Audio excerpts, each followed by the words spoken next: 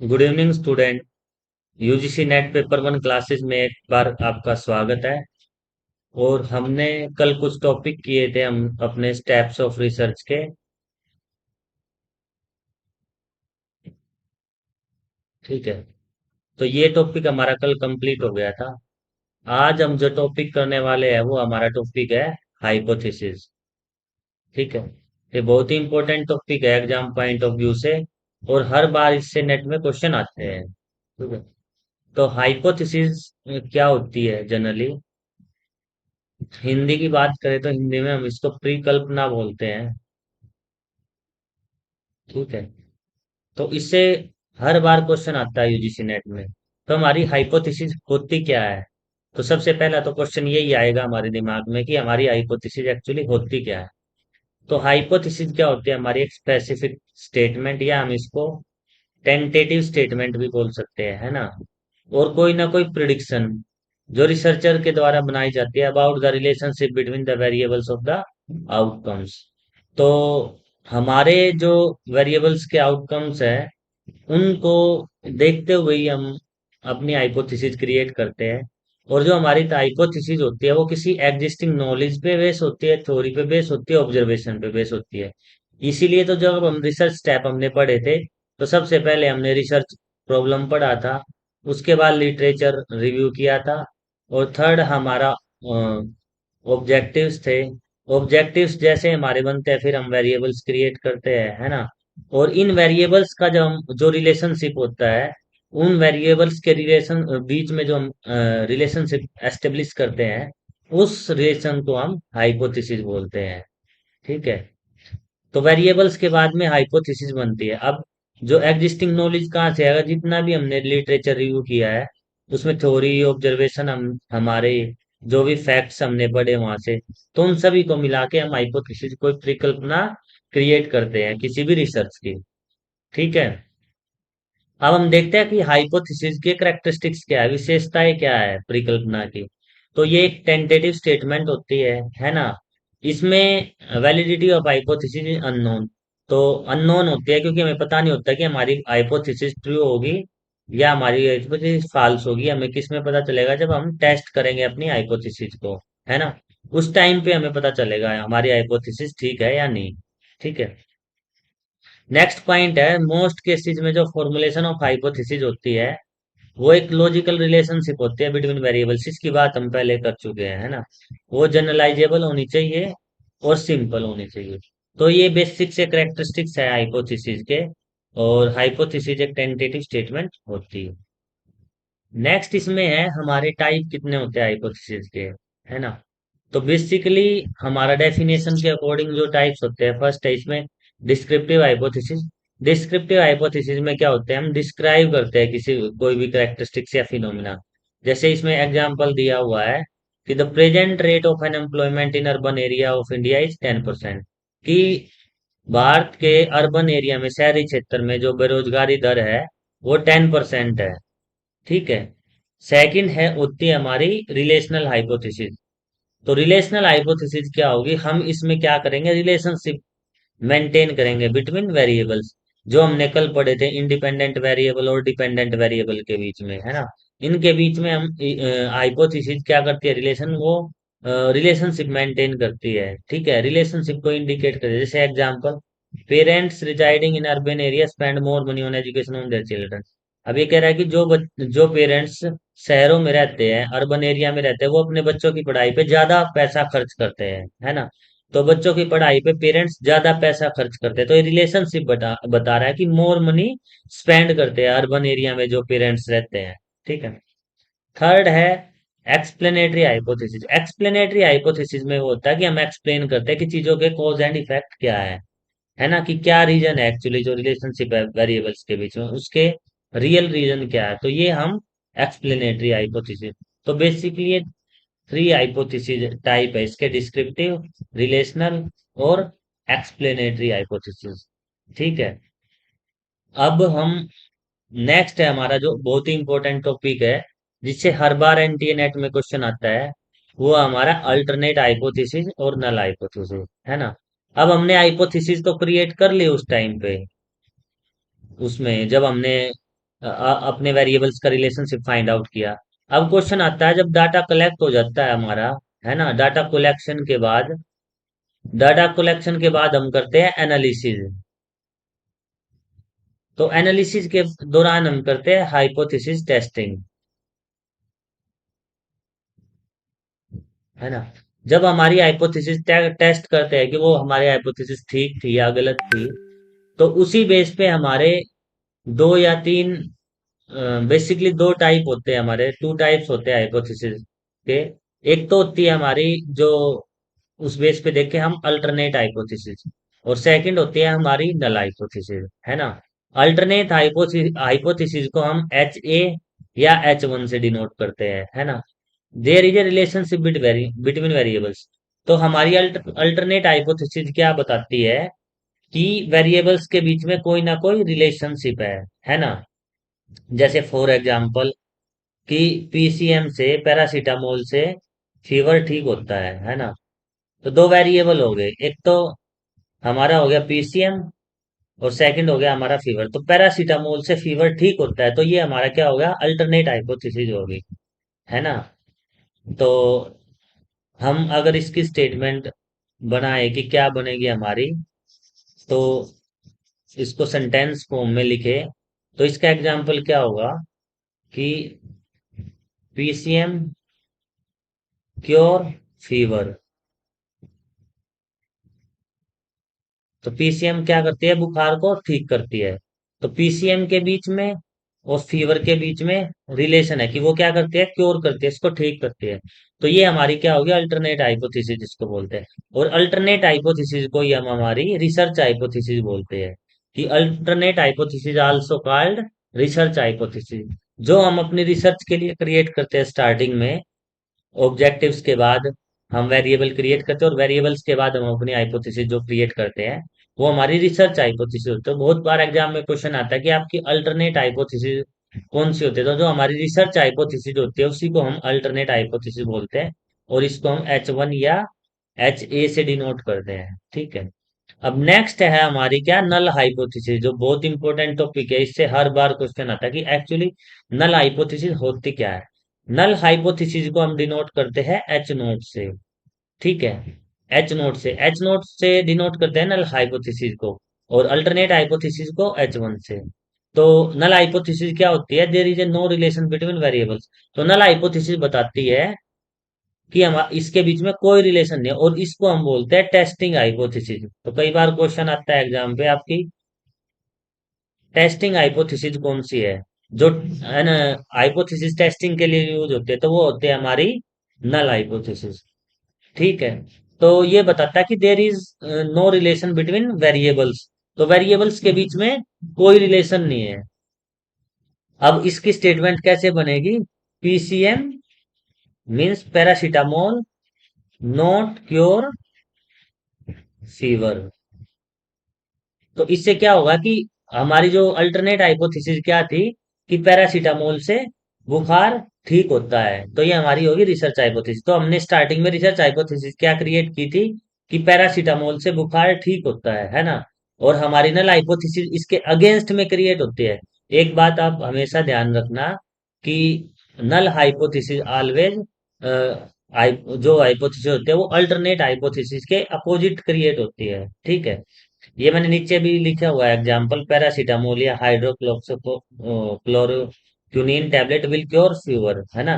तो ये तो क्या होगी हमारी अल्टरनेट हाइपोथेसिस, जिसको हम रिसर्च हाइपोथेसिस बोलते हैं। तो इसके अगेंस्ट में हमारी अल्टरनेट हाइपोथेसिस क्या, सॉरी, नल हाइपोथेसिस क्या होगी, पैरासीटामोल और hydroxychloroquine tablet will not cure the fever. तो यहाँ तो क्या है कि इसमें अल्टरनेट हाइपोथेसिस में रिलेशनशिप है, इस टैबलेट के बीच में और फीवर के बीच में यहाँ कुछ ना कुछ रिलेशनशिप है ना। तो इसलिए इसको रिसर्च और नल हाइपोथेसिस, अल्टरनेट हाइपोथेसिस बोलते हैं। और यहाँ क्या है कि कोई रिलेशनशिप नहीं है कि PCM से बुखार बुखार जो है, फीवर जो है क्योर नहीं हो रहा है। तो ठीक है। तो हमारी, जब हम हाइपोथेसिस टेस्ट करते हैं तो नल हाइपोथेसिस इसलिए क्रिएट करते हैं क्योंकि हमारी जो अल्टरनेट हाइपोथेसिस है उसको फाइंड आउट करना इतना इजी नहीं होता, इसलिए हम उसके अपोजिशन में, उसलिए हम उसके अपोजिशन में एक हाइपोथेसिस क्रिएट करते हैं जो जिसका नेगेशिएशन होता है नोट क्योर वाला। अब जब हाइपोथेसिस क्रिएट करें, अगर हमारी नल हाइपोथेसिस ठीक हो गई तो हमारी क्या हो जाएगी, रिसर्च हाइपोथेसिस गलत हो जाएगी, है ना। अगर हमारी नल हाइपोथेसिस गलत होती है तो हमारी रिसर्च हाइपोथेसिस ठीक हो जाएगी, है ना। अगर हमारी ये नल अब इसमें अगर बात करूं नल हाइपोथेसिस और अल्टरनेट हाइपोथेसिस, है ना।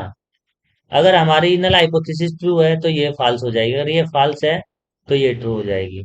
तो सिर्फ हमें नल हाइपोथेसिस की टेस्टिंग करनी है, वही बता देती है कि हमारी जो रिसर्च हाइपोथेसिस है उसकी वैलिडिटी होगी या नहीं होगी। ये बात आई आपको समझ में? अगर ये अल्टरनेट हाइपोथेसिस और नल हाइपोथेसिस समझ में आई है तो मुझे एक बार कमेंट करके बताओ आप लोग। ठीक है। तो बेसिकली इनसे हर बार क्वेश्चन पूछा जाता है नेट में। तो आपको ये ध्यान रखना है कि नल हाइपोथेसिस क्या होती है, अल्टरनेट हाइपोथेसिस क्या होती है। ठीक है। अब इन्हीं से रिलेटेड आता है एरर। हमारे एरर पूछे जाते हैं तो नल हाइपोथेसिस में टाइप वन एरर और हमारा टाइप टू एरर। ठीक है। ये भी काफी इंपॉर्टेंट है, इससे भी हर बार क्वेश्चन पूछते हैं कि टाइप वन एरर क्या है और टाइप टू एरर क्या है। ठीक है। तो हमने क्या रिलेशनशिप फाइंड आउट किया था, हमने दो एग्जाम्पल लिए थे कि पीसीएम क्योर फीवर, है ना। ये थी हमारी अल्टरनेट हाइपोथेसिस।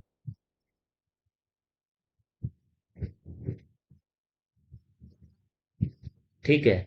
और सेकंड क्या है, पीसीएम नॉट क्योर फीवर। ठीक है, कि पीसीएम बुखार ठीक नहीं होती, ये होगी हमारी नल हाइपोथेसिस।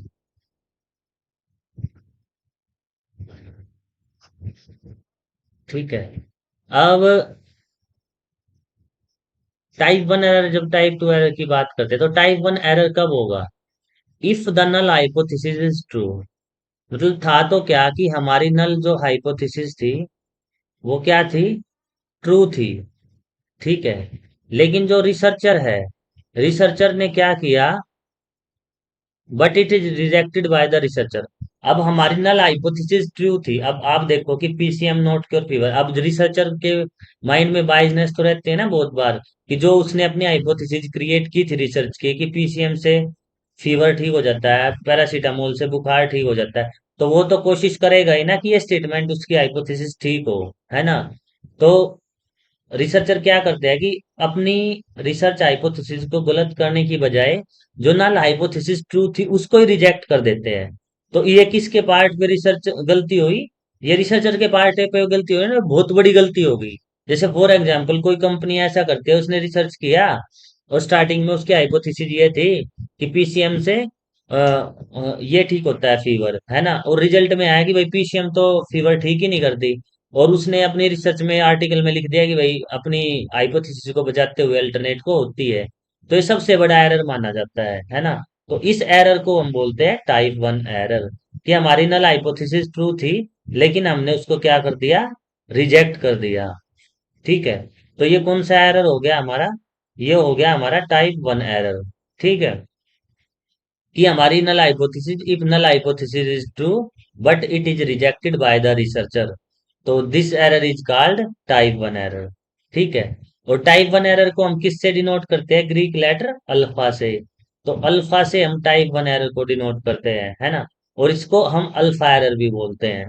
ठीक है। और it is an incorrect rejection of the true null hypothesis, that's why it's a false positive. और इसको हम फॉल्स पॉजिटिव बोलते हैं, क्यों बोलते हैं, क्योंकि हमारी नल हाइपोथेसिस ट्रू थी लेकिन हमने उसको जानबूझ के फॉल्स क्रिएट कर दिया। तो इसलिए ये टाइप वन एरर हमारा फॉल्स पॉजिटिव हो गया। तो टाइप वन एरर की क्या क्या करेक्टरिस्टिक्स होगी, एक तो टाइप वन एरर को हम अल्फा से डिनोट करते हैं, इसको अल्फा एरर भी बोलते हैं। और इसी को हम फॉल्स पॉजिटिव कहते हैं क्योंकि ये हमारा जो हमारी नल हाइपोथेसिस ट्रू थी हमने उसको अपनी रिसर्च को बचाने के लिए, अपनी जो हमारी रिसर्च हाइपोथेसिस थी उसको डिफेंड करने के लिए हमने नल हाइपोथेसिस को क्या कर दिया, फॉल्स क्रिएट कर दिया। ठीक है।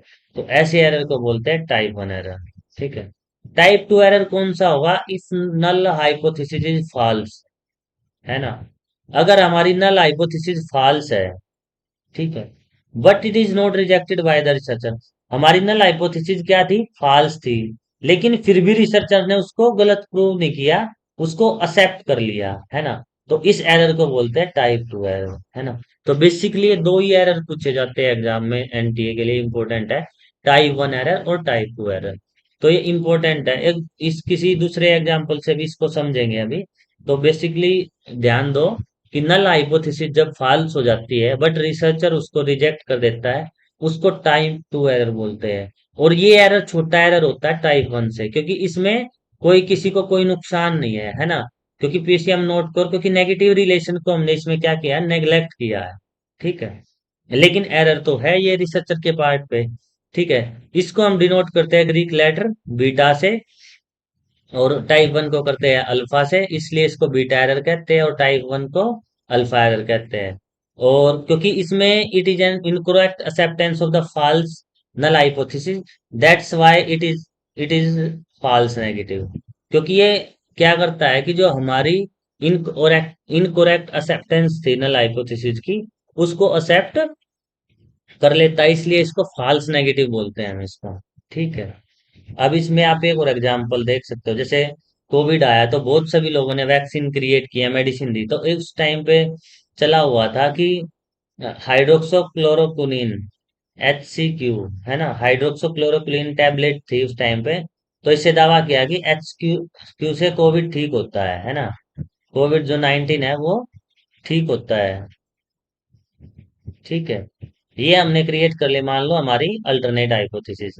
ठीक है, और दूसरी हमारी नल हाइपोथेसिस क्या होगी कि HCQ हाइड्रोक्लोक्सोक्विनोन से कोविड 19 ठीक नहीं होता, है ना, क्योंकि नेगेटिव में होगी ऑलवेज हमारी नल हाइपोथेसिस। ठीक है, तो ये होगी हमारी नल हाइपोथेसिस। ठीक है, तो अब देखो, अब HCQ मतलब हाइड्रोक्सोक्लोरोक्विनीन टैबलेट से कोविड 19 ठीक नहीं होता, ये थी मान लिया किसी रिसर्चर की अल्टरनेट हाइपोथेसिस, जिसको हम रिसर्च हाइपोथेसिस वो बोलते हैं। ठीक है, और हाइड्रोक्सोक्लोरोक्विनीन से कोविड 19 ठीक नहीं होता, ये हो गई हमारी कौन सी, नल हाइपोथेसिस, क्योंकि इसमें नेगोशिएशन है, मतलब इसमें नेगेटिव चीज है ना। अगर रिसर्चर ये कर दे कि उसकी नल हाइपोथेसिस ट्रू थी, अब टाइप वन एरर की बात बता रहा हूँ मैं दोबारा से, अगर नल हाइपोथेसिस उसकी ट्रू थी, मतलब हाइड्रोक्सो HCQ से कोविड 19 ठीक नहीं होता, लेकिन वो उसको रिजेक्ट कर देता है और ये मान लेता है कि HCQ से कोविड ठीक होता है, तो कोविड में क्या हुआ, तो ये उसका टाइप वन एरर होगा। तो टाइप वन एरर बहुत ज्यादा हुआ कोविड के टाइम पे। तो जो रिसर्चर थी, जो मेडिसिन जिनको अपनी कंपनियां, जो कंपनियां थी मेडिसिन उनको सेल करनी थी ज्यादा से ज्यादा, तो बहुत सारे डॉक्टर्स ने उस टाइम पे या बहुत सारे लोगों ने क्या किया, हाइड्रोक्सोक्लोरोक्विनीन खरीद खरीद के अपने घर रख ली। क्योंकि ऐसे सोशल मीडिया से, फेसबुक से मिस इन्फॉर्मेशन और डिस इन्फॉर्मेशन फैल रही थी कि HCQ से कोविड ठीक होता है ना। उन्होंने प्रॉपर रिसर्च की नहीं, बाद में पता चला कि WHO ने और बाकी जो इंडियन गवर्नमेंट है उसने मना किया कि हाइड्रोक्सोक्लोरोक्विनीन से कोविड ठीक नहीं होता। ठीक है, तो अब देखो कि टाइप वन एरर कितना बड़ा एरर है, वो जितने भी पेशेंट को भी बाद में पता चला उसका एडवर्स अफेक्ट भी हो रहा है ना। तो इस तरीके से टाइप वन एरर हमारा बड़ा एरर होता है टाइप टू एरर के बजाय, लेकिन एरर दोनों के दोनों है। ठीक है, तो ये हमारे बेसिकली हाइपोथेसिस के एरर थे। तो आपको ये चीजें देखनी है, इससे रिलेटेड जो क्वेश्चन है ये आएंगे, टाइप वन एरर क्या है, टाइप टू एरर क्या है, या फिर स्टेटमेंट में क्वेश्चन दे देंगे इससे रिलेटेड। ठीक है, नेक्स्ट है हमारा, ये हाइपोथेसिस खत्म हो गई, नेक्स्ट है हमारा रिसर्च डिजाइन। ठीक है, अब हम रिसर्च डिजाइन की बात करेंगे कि रिसर्च डिजाइन क्या होता है। हमारा जो फर्स्ट स्टेप हमने मानना था रिसर्च का, वो प्रॉब्लम आइडेंटिफिकेशन होता है ना। ठीक है, उसके बाद होता है रिसर्च डिजाइन। अगर वो बीच के स्टेप हम लिटरेचर रिव्यू, है ना, लिटरेचर रिव्यू वगैरह जो बाकी ऑब्जेक्टिव्स, हाइपोथेसिस वगैरह को थोड़ी देर के लिए भूल जाए, तो सेकंड होता है सबसे इम्पोर्टेंट रिसर्च डिजाइन। ठीक है, थर्ड होता है वो डाटा कलेक्शन, उसके बाद हमारा एनालिसिस। ठीक है, और लास्ट होता है हमारा रिपोर्ट राइटिंग या कंक्लूजन। ठीक है, तो इसमें रिसर्च डिजाइन की जब हम बात कर रहे हैं, तो रिसर्च डिजाइन क्या होता है? एक्चुअली ब्लूप्रिंट होता है हमारी रिसर्च का। ठीक है, जिससे पता चलता है कि हमारी रिसर्च कैसे जाएगी, कौन सी मेथोडोलॉजी लगेगी उसमें, है ना, किस तरीके से हम डाटा कलेक्ट करेंगे, कौन कौन से टूल यूज करेंगे हम इस्तेमाल करने के लिए, एनालिसिस करने के लिए। तो ये सारी चीजें हमारी रिसर्च डिजाइन के लिए होती है। तो रिसर्च डिजाइन बेसिकली क्या है? ब्लूप्रिंट है हमारी स्टडी का।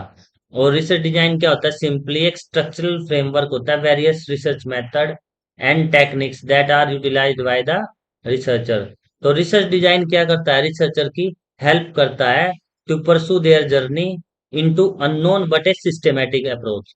तो रिसर्च डिजाइन में क्या होती है? रिसर्च डिजाइन किस तरीके से हेल्प करता है? वो एक सिस्टमेटिक तरीके से, सिस्टमेटिक वे से रिसर्च को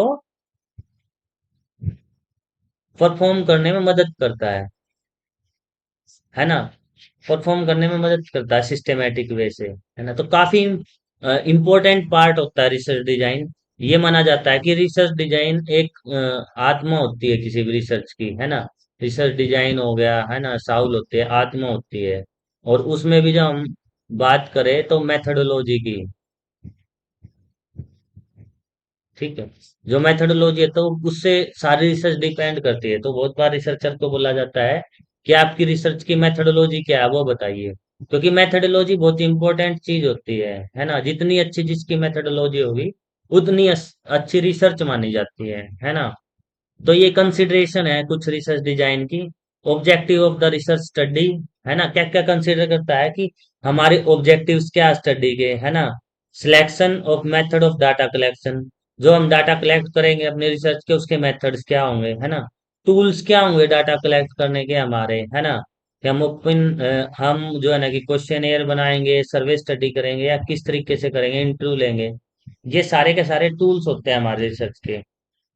फोर्थ है हमारा डाटा एनालिसिस। हम किस तरीके से एनालिसिस करेंगे, क्वालिटेटिव करेंगे, क्वांटिटेटिव करेंगे, या हम बहुत मेथोडोलॉजी अपनाई है। जैसे फॉर एग्जांपल जो कंटेंट एनालिसिस है, कंटेंट एनालिसिस दोनों तरीके की होती है ना। कंटेंट एनालिसिस हमारी क्वांटिटेटिव भी होती है ना, और हमारी क्वालिटेटिव भी होती है। तो दोनों तरीके की रिसर्च होती है हमारी। कंटेंट एनालिसिस जब हम मेथोडोलॉजी इसमें लगाते हैं, ठीक है। अभी नेक्स्ट जो है हमारा इसमें, तो अलग अलग तरीके के रिसर्च डिजाइन होते हैं हमारे रिसर्च के, ठीक है। वो डिपेंड करते हैं किस पे? Nature of the research study पे, और हमारे जो ऑब्जेक्टिव है रिसर्च के उस पर। अब जो सबसे पहला डिजाइन है इसमें, उसकी बात करते हैं हम, एक्सपेरिमेंटल डिजाइन, है ना। तो एक्सपेरिमेंटल डिजाइन क्या होता है?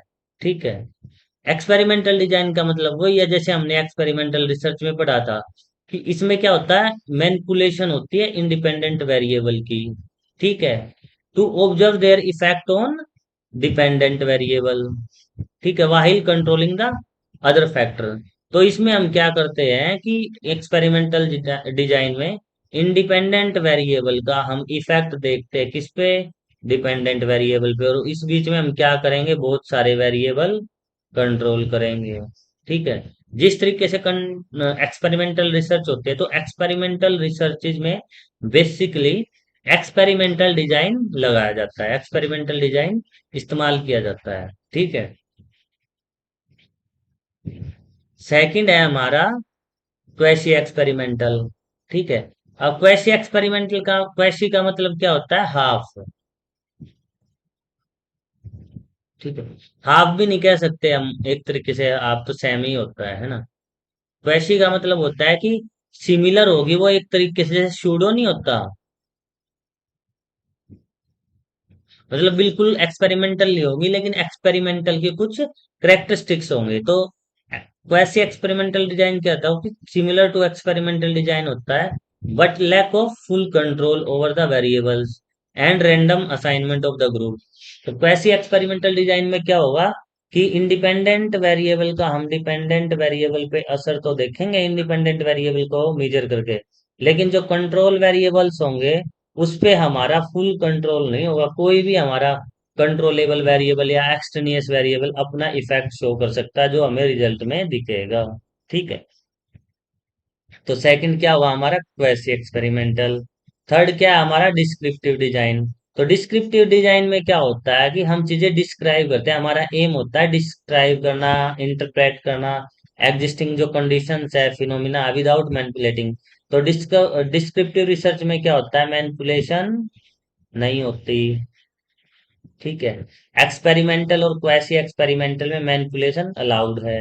ठीक है। तो जो भी हम क्वालिटेटिव स्टडी करते हैं ज्यादातर ह्यूमैनिटीज में और सोशल साइंस में, वहाँ हम डिस्क्रिप्टिव डिजाइन वगैरह लगाते हैं। ठीक है। तो इस तरीके की स्टडीज में हम डिस्क्रिप्टिव रिसर्च लगाते हैं, ये मेथोडोलॉजी हम अपनाएंगे। और नेक्स्ट है इसमें कोरिलेशनल डिजाइन। कोरिलेशनल डिजाइन में क्या करते हैं, हम examine the relationship between the variables without establishing causation. तो हम इसमें जो वेरिएबल्स के बीच में रिलेशनशिप फाइंड आउट करते हैं।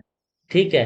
कि जिस तरीके का भी रिलेशनशिप होगा उसका, वो हम इस तरीके के डिजाइन में करेंगे कि उसमें पॉजिटिव रिलेशन है, नेगेटिव रिलेशन है ना, कोनोटेटिव है या डिनोटेटिव है। जिस भी तरीके का रिलेशनशिप है, तो ये एग्जामाइन करता है relationship between variables without establishing question. तो कोज का चाहे ना भी पता हो, बल्कि हमें सिर्फ रिलेशन एस्टेब्लिश करता है ये डिजाइन। ठीक है। जैसे को रिलेशनल रिसर्च जितनी होती है हमारी, वो सारी की सारी कोरिलेशनल डिजाइन पे बेस्ड होती है। ठीक है। नेक्स्ट है हमारा लॉन्गिट्यूडनल डिजाइन। ठीक है। नो, लॉन्गिट्यूडनल डिजाइन में क्या होता है, लॉन्गिट्यूडनल रिसर्च हम कहाँ करते हैं, हमने डिस्क्रिप्टिव का पार्ट देखा था, जहाँ हमें ट्रेंड निकालना हो, है ना, जहाँ हमें पैराडाइम देखना हो कि क्या पैराडाइम है आज के टाइम पे, क्या ट्रेंड चल रहा है, मतलब लॉन्ग टर्म जो स्टडी करते हैं हम। ठीक है। उसमें भी हम क्या करते हैं, लॉन्ग टर्म स्टडी में भी डाटा एक बार कलेक्ट नहीं करते, डाटा मैनी टाइम कलेक्ट करते हैं, है ना। ये हमने लॉन्गिट्यूडनल रिसर्च में देखा था। तो जो लॉन्गिट्यूडनल रिसर्च होती है उसकी उसी के लिए हम लॉन्गिट्यूडनल डिजाइन प्रिपेयर करते हैं। इसमें क्या था, follow a group of subject over extended period of to observe change and identity patterns. तो हमें क्या ट्रेंड चेंज हुआ है ना, लास्ट दिनों में क्या पैटर्न आया है, तो ये सारी चीजें स्टडी करने के लिए हम लॉन्गिट्यूडनल डिजाइन प्रिपेयर करते हैं। ठीक है। फिर है उसके बाद cross sectional design. Cross sectional design में क्या करेंगे हम, जब हमें एक टाइम पे, वन टाइम पे डाटा कलेक्ट करना हो, है ना, one time data collection technique, जैसा हमने क्रॉस सेक्शनल स्टडी में पढ़ा था। ठीक है। तो सिंगल पॉइंट ऑफ टाइम पे हम डाटा कलेक्ट करके डिफरेंसेस दिखाते हैं, एसोसिएशन, डिफरेंसेस एंड एसोसिएशन। तो इसमें एक ही बार डाटा कलेक्ट होता है, तो इस तरीके की रिसर्चेज के लिए हम क्रॉस सेक्शनल डिजाइन प्रिपेयर करते हैं। ठीक है। अब नेक्स्ट है हमारा केस स्टडी डिजाइन। ठीक है। केस स्टडी डिजाइन में क्या होता है कि केस स्टडी में इन डेप्थ एनालिसिस होता है, जैसे डॉक्टर करते हैं ना, डॉक्टर हुआ, एडवोकेट्स हुए, जो वकील है, तो वो क्या करते हैं कि इन डेप्थ स्टडी करते हैं अपने केस से रिलेटेड की। सिंगल इंडिविजुअल भी हो सकता है, ग्रुप भी हो सकता है, कोई इवेंट है ना, to gain insight into specific phenomena में। ठीक है। तो इस तरीके की रिसर्च में हम केस स्टडीज करते हैं। ठीक है। केस स्टडी करते हैं और केस स्टडी के लिए हम केस स्टडी डिजाइन प्रिपेयर करते हैं। उसके बाद है मिक्स्ड मेथड। तो आजकल जितनी भी रिसर्च हो रही है, वो ज्यादातर जिसमें मिक्स्ड रिसर्च डिजाइन बनाते हैं हम, qualitative and quantitative data collection, है ना। तो हम उसमें क्या करते हैं, क्वालिटेटिव स्टडी भी करते हैं और क्वांटिटेटिव भी करते हैं। ठीक है।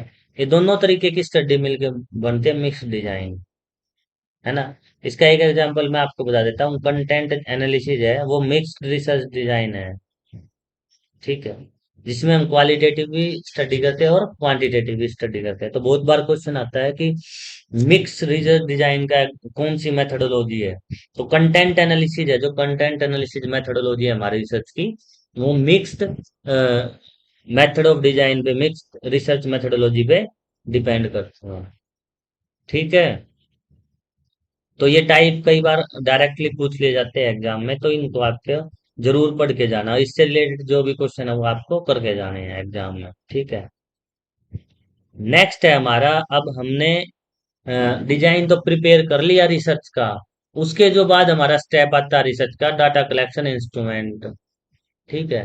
कि हमारे डाटा कलेक्शन के इंस्ट्रूमेंट क्या होंगे, किस किस तरीके से हम डाटा कलेक्ट करते हैं अपने रिसर्च के लिए।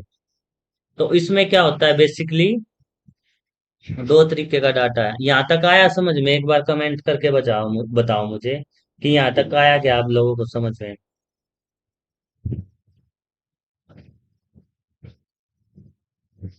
तो बेसिकली दो तरीके का डाटा होता है हमारा रिसर्च में, एक तो प्राइमरी डाटा और दूसरा सेकेंडरी डाटा, है ना।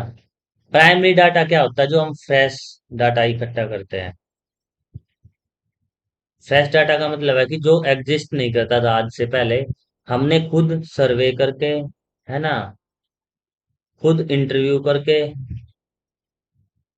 है ना, खुद ऑब्जर्वेशन लेके जो डाटा कलेक्ट किया उसको हम बोलते हैं प्राइमरी डाटा। ठीक है। तो प्राइमरी डाटा रिसर्च में क्या होता है basically, collected first hand data होता है ये, from original sources. It involves gathering new information directly for a specific research product. ठीक है। तो ये हमारा बेसिकली प्राइमरी डाटा होता है रिसर्च का, जो रेफर करता है data collected first hand data होता है, ओरिजिनल डाटा। ये किसी बुक में, किसी आर्टिकल में, किसी रिसर्च पेपर में नहीं छपा होता, ना ये किसी की थीसिस में होता है ये डाटा पहले। ठीक है। तो प्राइमरी डाटा हम basically first hand data collect करते हैं, और एग्जांपल क्या है इसके, जैसे सर्वे स्टडी से, इंटरव्यू से, है ना, ऑब्जर्वेशन लेके, एक्सपेरिमेंट करके, क्वेश्चन प्रिपेयर करके। तो ये अलग अलग मेथड है प्राइमरी डाटा कलेक्ट करने के। ठीक है। तो बेसिकली जो एम्पेरिकल रिसर्च होती है, एम्पेरिकल स्टडी होती है, और एम्पेरिकल रिसर्च कहाँ होती है? एम्पेरिकल रिसर्च होती है सोशल साइंसेज में, है ना, जैसे पॉलिटिकल साइंस में हो, सोशोलॉजी में, साइकोलॉजी में, इवन मास कम्युनिकेशन में भी हम एम्पेरिकल रिसर्च करते हैं बहुत बार। तो हमारे मास कम्युनिकेशन के सब्जेक्ट में भी एम्पेरिकल स्टडी होते हैं, जब हम सर्वे वगैरह फिल करते हैं तो वहाँ हम प्राइमरी डाटा क्वेश्चन वगैरह फिल करके करते हैं। ठीक है। तो हमारे डाटा कलेक्शन के इंस्ट्रूमेंट बेसिकली, एक तो प्राइमरी डाटा कलेक्शन हो गया, सेकंड है सेकेंडरी डाटा। तो डायरेक्ट क्वेश्चन आते हैं इस मिनट में कि प्राइमरी डाटा क्या होता है, सेकेंडरी डाटा क्या होता है। तो सेकेंडरी डाटा क्या है हमारा बेसिकली, जो डाटा किसी दूसरे पर्सन ने ऑलरेडी कलेक्ट कर रखा हो, है ना, प्राइमरी यूजर से। जैसे फॉर एग्जांपल सेकेंडरी डाटा के सोर्सेज क्या होते हैं, एक तो सेंसेक्स हो गया, है ना, information collected by government departments. ठीक है। ओरिजिनल रिकॉर्ड्स हो गए। ठीक है। दैट वाज कलेक्टेड और अदर रिसर्च पर्पजेज के लिए जो कलेक्ट किए जाते हैं। ठीक है। तो सेकेंडरी डाटा में क्या होगा, कोई भी हमारी बुक्स हो गई, ठीक है, न्यूज़पेपर हो गए। ठीक है। न्यूज़पेपर के अलावा हमारे क्या हो गए, रिसर्च पेपर हो गए, आर्टिकल्स हो गए। ठीक है। आर्टिकल्स के अलावा पीएचडी थीसिस हो गई। ये सारी की सारी जो ऑलरेडी इकट्ठा कर रखा है, ये हमारा सेकेंडरी सोर्स ऑफ डाटा है। ठीक है। तो प्राइमरी और सेकेंडरी डाटा दोनों भी आप करके जाना एग्जाम में, दोनों इम्पोर्टेंट है। ठीक है। नेक्स्ट है हमारा क्वालिटेटिव और क्वांटिटेटिव डाटा। ठीक है। ये अमाउंट की फॉर्म में है, अब क्वांटिटेटिव और क्वालिटेटिव, है ना। तो आपको इसके बारे में पता ही है, क्वालिटेटिव डाटा नॉन न्यूमेरिकल होता है ना, जिसमें हम जनरली सब्जेक्टिव इंफॉर्मेशन होती है ना। सब्जेक्टिव का मतलब होता है कि किसी का पर्सनल पर्सपेक्टिव, जैसे ओपिनियन हो गया, ठीक है, एटीट्यूड हो गया किसी का, बिहेवियर हो गया, या एक्सपीरियंस हो गया, ये सारे के सारे हमारे किस में आते हैं, क्वालिटेटिव डाटा में आते हैं। और क्वालिटेटिव डाटा हमारा ऑप्शन कलेक्टेड किससे होता है, मेथड सच एज इंटरव्यू से, है ना, फोकस ग्रुप से, ऑब्जर्वेशन से, ओपन एंडेड सर्वे से। तो ये दोनों के दोनों टाइप क्या हो गए, ये बहुत बार पूछते हैं कि क्वालिटेटिव रिसर्च में कैसे डाटा इलेक्ट कलेक्ट करते हैं, क्वालिटेटिव रिसर्च टाइप क्या है। तो interview, focus group, observation, open ended survey, close ended survey, सारे के सारे क्या है हमारे क्वालिटेटिव डाटा के पार्ट है। तो क्लोज एंडेड नहीं, सॉरी, क्लोज एंडेड तो इसमें आएगा क्वांटिटेटिव में। तो क्वांटिटेटिव में क्या आता है बेसिकली, क्वांटिटेटिव में हमारा न्यूमेरिकल डाटा आता है, जो भी हम न्यूमेरिकल डाटा कलेक्ट करते हैं, है ना। न्यूमेरिकल स्टडी जिसमें क्वांटिफाइड काउंट करते हैं कि कितने परसेंट पॉपुलेशन है ना, कितने परसेंट एम्प्लॉयमेंट है, अनएम्प्लॉयड कितने हैं। तो ये सारी की सारी चीजें जब हम मेजर करते हैं, जो मतलब जिसमें न्यूमेरिकल चीज की बात हो, जैसे लिकर्ट स्केल हुआ, न्यूमेरिकल स्केल हुए, डेमोग्राफिक स्केल हुए, सारे के सारे जिसमें हम बेसिकली नंबर की बात करें, वो हमारा क्वांटिटेटिव रिसर्च होगी, और क्वांटिटेटिव डाटा कलेक्शन मेथोडोलॉजी होगी। ठीक है। तो बेसिकली क्वालिटेटिव और क्वांटिटेटिव इनके बारे में क्वेश्चन आते हैं। अब method of data collection research में जैसे हम इनमें डिटेल में पढ़े, तो ऑब्जर्वेशन मेथड क्या होता है ना। ऑब्जर्वेशन आपको पता है कि हम ऑब्जर्व करके, जैसे रिसर्चर क्या करता है कि किसी का बिहेवियर ऑब्जर्व करे, है ना, कोई इवेंट ऑब्जर्व करे। जैसे जर्नलिस्ट क्या करते हैं बहुत बार, तो जर्नलिस्ट का काम क्या होता है, जर्नलिस्ट भी तो ऑब्जर्व तो करते ही है ना भाई। ऑब्जर्वेशन के तरीके से ही तो वो अपनी रिपोर्ट लिखते हैं कि क्या ऑब्जर्व करके आए हैं। तो ये जब ऑब्जर्वेशन का काम है, जर्नलिस्ट भी करते हैं, रिसर्चर भी करते हैं। बिहेवियर को ऑब्जर्व करना हो, इवेंट को करना हो, किसी फिनोमिना को हो, कोई मैनिपुलेशन को हो, या कोई डॉक्टर पेशेंट को ऑब्जर्व करता है, देखता है कि प्राइम या फेस या क्या इसको डायग्नोज करें। तो सारा ऑब्जर्वेशन मेथड होता है रिसर्च टेक्निक का, जिससे हम डाटा कलेक्ट करते हैं, है ना। तो डॉक्टर्स क्या लिखेगा अपने उसमें पैड में कि भाई पेशेंट को टेम्परेचर ज्यादा ऑब्जर्व करके, या है ना, ये सारी ऑब्जर्वेशन उसमें लिखेगा, और उसके बेस पे डायग्नोज करेगा क्या डिजीज आए, फिर उसके हिसाब से वो ट्रीटमेंट देता है डॉक्टर। इसी तरीके से रिसर्चर करते हैं, डाटा कलेक्ट ऑब्जर्व करके, बिहेवियर रीड करके, इस तरीके से, है ना। और ऑब्जर्वेशन दो तरीके से हो सकता है, एक तो पार्टिसिपेंट और नॉन पार्टिसिपेंट। पार्टिसिपेंट में ऑब्जर्वेशन में क्या होता है कि जहाँ रिसर्चर एक्टिवली एंगेज होता है इन सेटिंग और group behaviour observe, sometime even taking roll on और पार्टिसिपेंट इन एक्टिविटीज। तो वो एक्टिवली यहाँ पार्टिसिपेट करता है, खुद जाके डाटा कलेक्ट करता है, और पार्टिसिपेंट्स का होना यहाँ जरूरी होता है। ठीक है। नॉन पार्टिसिपेंट ऑब्जर्वेशन में क्या होता है कि यहाँ रिसर्चर रिमेन डिटैच रहता है फ्रॉम ऑब्जर्व से, from distance, without directly engaging with the subject, जैसे ईमेल के थ्रू, है ना, या फिर गूगल फॉर्म के थ्रू। तो इस तरीके से जब डाटा कलेक्ट करें। ठीक है। तो ये दोनों हमारे ऑब्जर्वेशन के मेथड थे। उसके बाद है सर्वे, जो मेथोडोलॉजी होती है। सर्वे मेथोडोलॉजी में क्या करते हैं, हम डाटा कलेक्ट करते हैं from a sample of individual through the pre designed question air. तो इसमें हम क्या करते हैं कि ऑलरेडी क्वेश्चन एयर प्रिपेयर कर लेते हैं सर्वे में। जैसे हमारे गांव में आते हैं सेंसेक्स के लिए, जैसे जनगणना होती है कि आपके घर में कितने बच्चे हैं, है ना, कितने एजुकेटेड है, कितने अनएजुकेटेड है, इस तरीके के सर्वे करते हैं ना। तो पहले परफॉर्मा लेके आते हैं आपका, जिसपे बहुत सारे क्वेश्चन होते हैं, उन क्वेश्चंस के आंसर आपसे फिल कराते हैं। ठीक है। तो ऑनलाइन फॉर्म भी होते हैं, टेलीफोनिक भी होते हैं, है ना, क्वेश्चन पेपर वाले भी होते हैं, और फेस टू फेस इंटरव्यू वगैरह भी होते हैं सर्वे स्टडीज में। तो जितने भी इलेक्शंस की स्टडी होती है ना, तो इलेक्शंस की स्टडी बेसिकली सर्वे स्टडी होती है। तो बहुत बड़ी बड़ी इंस्टीट्यूट है इंडिया में जो रिसर्च है, जैसे CSDS है ना।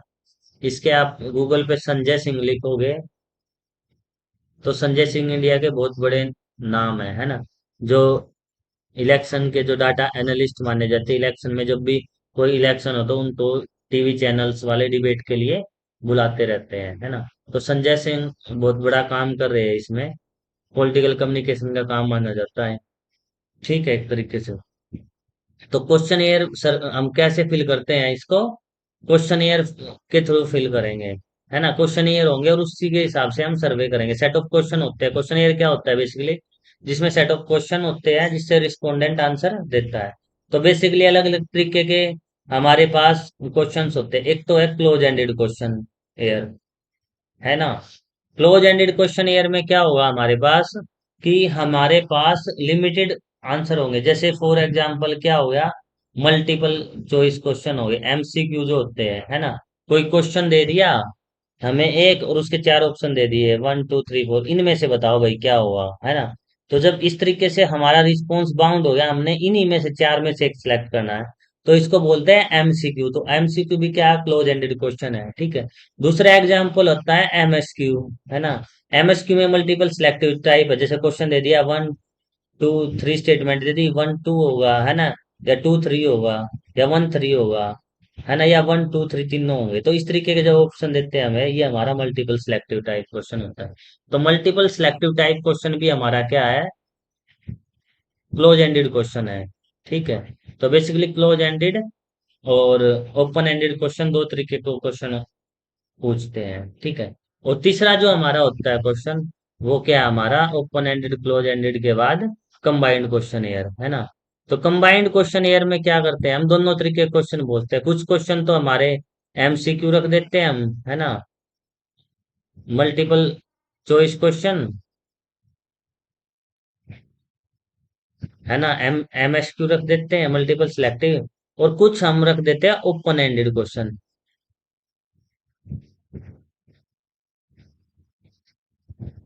तो ओपन एंडेड क्वेश्चन में क्या करते हैं कि हम इसमें खाली छोड़ देते हैं कि भाई आपकी इस बारे में क्या राय है ना। तो राय में करके डॉट डॉट डॉट करके पेपर पे आप देखते हो ना, दो तीन लाइन छुट्टी होती है। तो रिसर्चर फील करता है कि हाँ, मुझे अच्छा लगा या बुरा लगा, या किस जिस भी मुद्दे पे राय पूछते हैं, तो उस मुद्दे पे वो लिख देते हैं। तो ओपन एंडेड क्वेश्चन कौन से होते हैं, ओपन एंडेड क्वेश्चन होते हैं जिसमें ऑप्शन नहीं होते, जिसमें क्वेश्चन भरने की फ्लेक्सिबिलिटी होती है रेस्पोंडेंट के पास, है ना।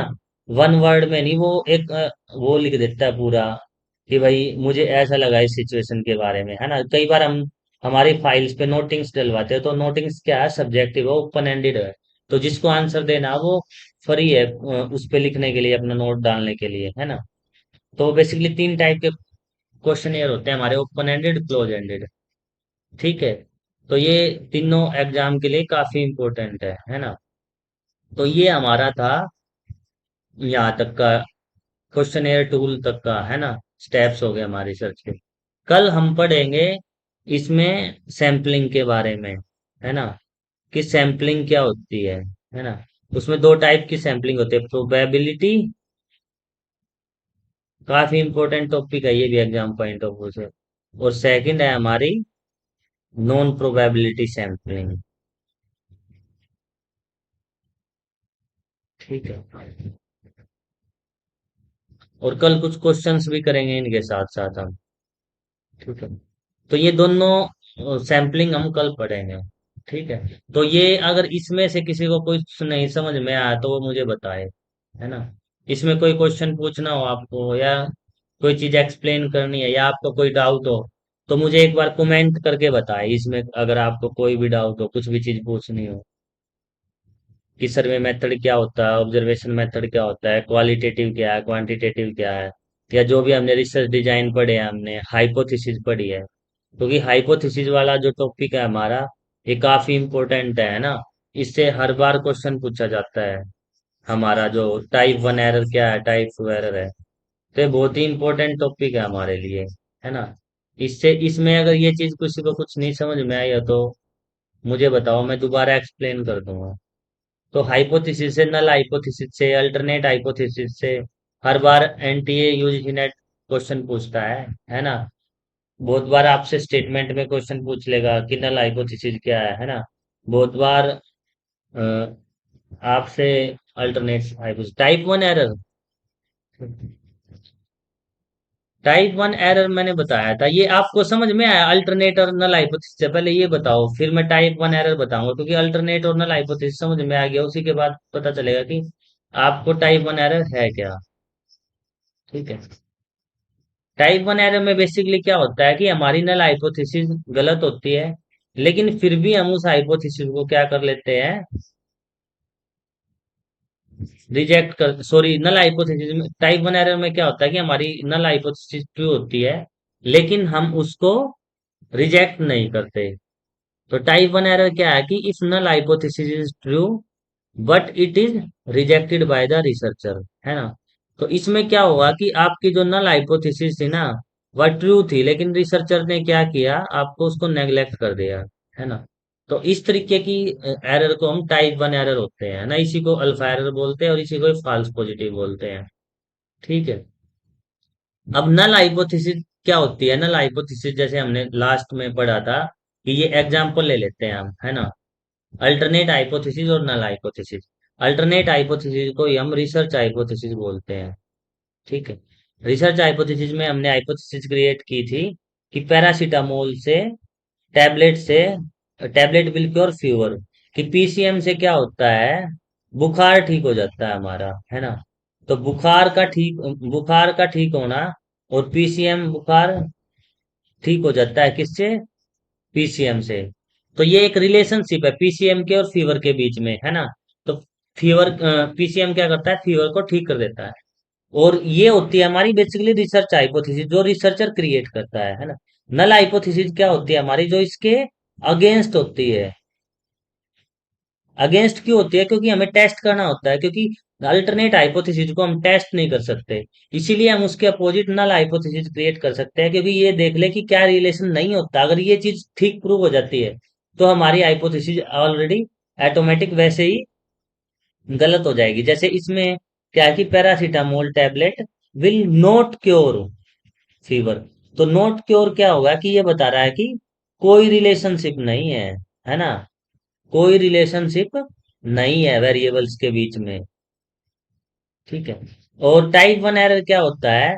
टाइप वन एरर में होता है कि जब आपकी नल हाइपोथेसिस ट्रू थी, मतलब कि पीसीएम से बुखार ठीक नहीं हो रहा, ये बात आपकी ट्रू थी, लेकिन रिसर्चर क्या करता है कि इसको रिजेक्ट कर देता है ना? इसको नजरअंदाज कर देता है। वो क्या करता है कि जो उसकी रिसर्च हाइपोथेसिस थी, अपने पर्सनल बाइस। अब रिसर्चर क्या करते हैं, आप भी कल को पीएचडी वगैरह में या थीसिस वगैरह लिखोगे, एमफिल वगैरह करोगे, तो रिसर्चर क्या करते हैं, अपने प्रति जो उनका काम होता है उसके प्रति थोड़े नरम होते हैं। नरम इन द सेंस मैं कहूँ कि वो अपने काम के प्रति, जो उनकी रिसर्च हाइपोथेसिस है उसके प्रति थोड़े सॉफ्ट होते हैं, है ना? वो सब चाहते हैं कि उनकी हाइपोथेसिस गलत ना हो। बल्कि क्या है कि उनकी हाइपोथेसिस गलत तो हुए, लेकिन इस बात को मानने की बजाय वो जो नल हाइपोथेसिस थी उसको ही रिजेक्ट कर देते हैं, ये स्वीकार करने से मना कर देते हैं कि उनकी नल हाइपोथेसिस ट्रू है। तो जब इस टाइप का एरर हो कि हमारी नल हाइपोथेसिस तो ट्रू होती है, लेकिन रिसर्चर उसको रिजेक्ट कर देता है, ये होता है हमारा टाइप वन एरर। ठीक है। और इसका उल्टा कि जब नल हाइपोथेसिस हमारी फॉल्स होती है बट रिसर्चर उसको रिजेक्ट नहीं करता, ये होती है टाइप टू एरर। एक बार दोबारा कमेंट करके बताओ ये चीजें आपको आई समझ में या नहीं। अगर नहीं आई है तो मैं दोबारा एक्सप्लेन करूंगा आपको किसी और एग्जांपल से, है ना? एक बार आप मुझे दोबारा कमेंट करके बताएं कि ये बात आपको समझ में आई या नहीं। ठीक है।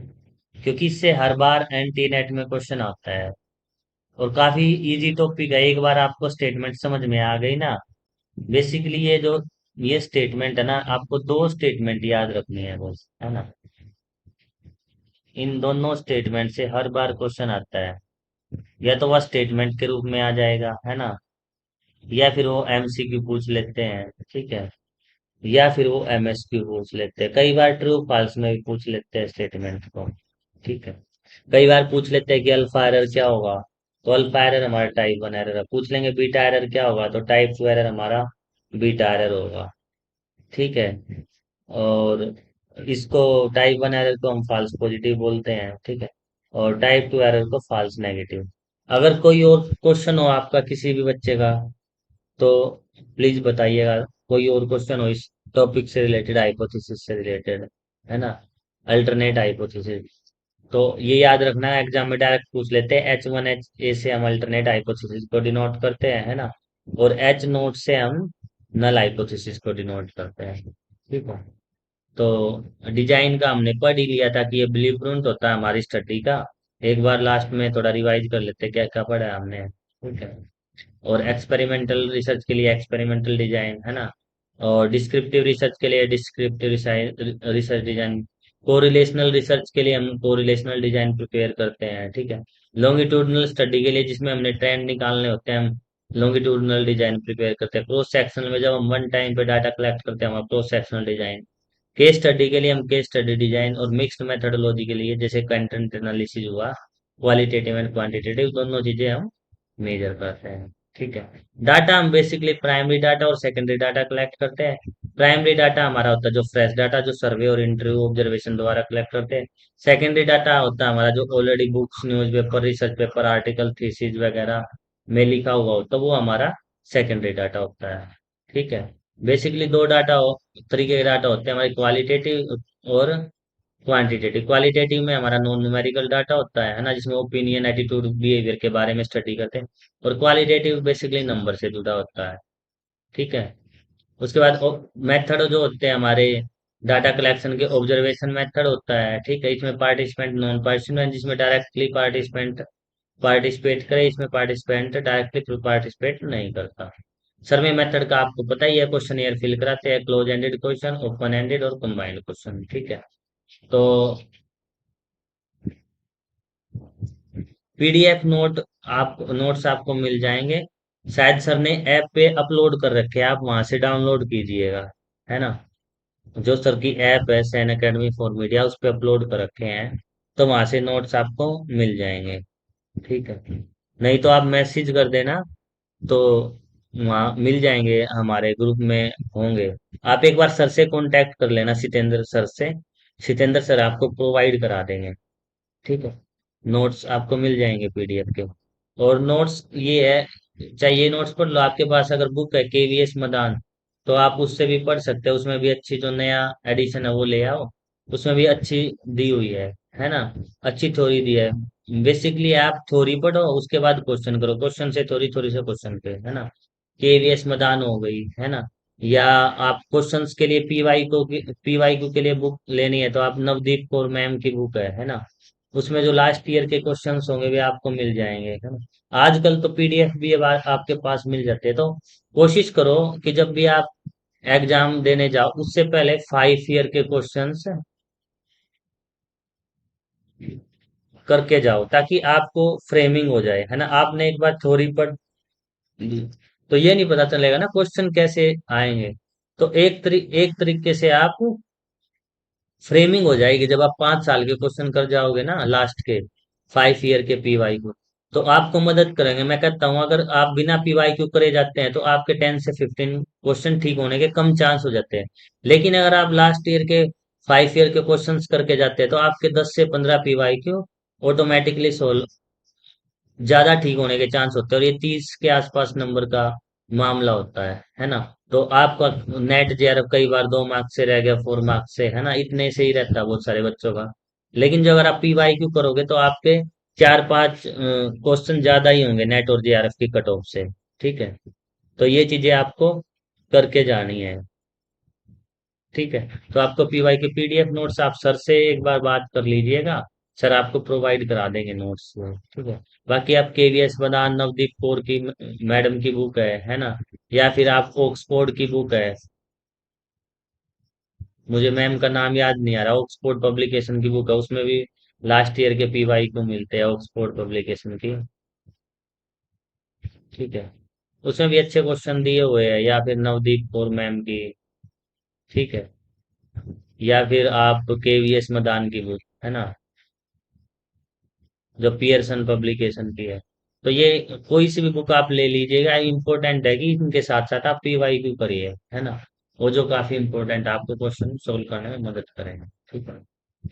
और किसी का कोई क्वेश्चन हो, नहीं आज हम यहीं तक पढ़ेंगे, बाकी कल हम सैम्पलिंग के बारे में पढ़ेंगे अपनी नेक्स्ट क्लास में, कि प्रोबेबिलिटी नॉन प्रोबेबिलिटी सैम्पलिंग क्या होती है, कोटा सैम्पलिंग, क्लस्टर सैम्पलिंग, ठीक है, जजमेंटल सैम्पलिंग, ये सारे टॉपिक करेंगे। और उसके बाद सिर्फ एक क्लास और बचेगी, उसके बाद हमारा रिसर्च का सिलेबस खत्म हो जाएगा, तो आने वाली नेक्स्ट 2 क्लासेज में हमारी रिसर्च कंप्लीट हो जाएगी, है ना। तो लास्ट क्लास में फिर हम एक बार पीवाई क्यू सोल्व कराएंगे, जो लास्ट पेपर्स के आए हैं, ठीक है। तब तक आप ये जितने भी थ्योरी है वो थ्योरी पढ़ लीजिएगा, ताकि आपको क्वेश्चन करने में इजी हो, ये ना लगे कि ये थ्योरी कहाँ से आ गई, ठीक है। तो आज के लिए इतना ही, हम मिलते हैं अपने फिर नेक्स्ट क्लास में, तब तक के लिए thank you very much to join us.